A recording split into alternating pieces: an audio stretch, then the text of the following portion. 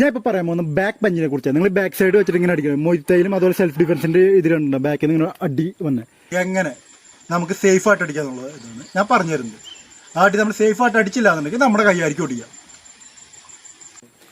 Back side കൊണ്ട് നമ്മൾ എപ്പോഴും അടിക്കുമ്പോൾ ഒരിക്കലും നിങ്ങൾ കൈ മുട്ടൊരിക്കുന്ന നിവർത്തി ഇങ്ങനെ സ്റ്റഡി ആയിട്ട് അടിക്കരുത്. മുഖത്തേക്ക് മുട്ട് മടക്കിയിട്ട് ജസ്റ്റ് ഉണ്ടോ ഇങ്ങനെ മടക്കിയിട്ട് വേണം നിങ്ങൾ അടിക്കാൻ.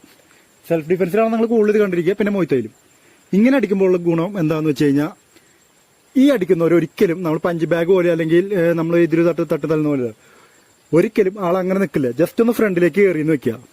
ആ സമയത്ത് നിങ്ങൾ സ്റ്റഡി ആയിട്ട് അടിക്കണമെന്നുണ്ടെങ്കിൽ വന്ന് അടിച്ചു അടിക്കണമെങ്കിൽ ചിലപ്പോൾ കൈ ഒടിയാം, ചിലപ്പോൾ ഒടിയില്ല. ചെറിയ ഇഞ്ചറിയൊക്കെ ഉള്ളൂ. പക്ഷെ ചെറിയ ഇഞ്ചറി എന്ന് പറഞ്ഞാൽ നിങ്ങൾ 2 ദിവസമൊക്കെ ഇങ്ങനെ ആയിരിക്കേണ്ട ഒരു അയ്യോ എനിക്ക് കൈ വയ്യെന്ന് പറഞ്ഞിട്ട്.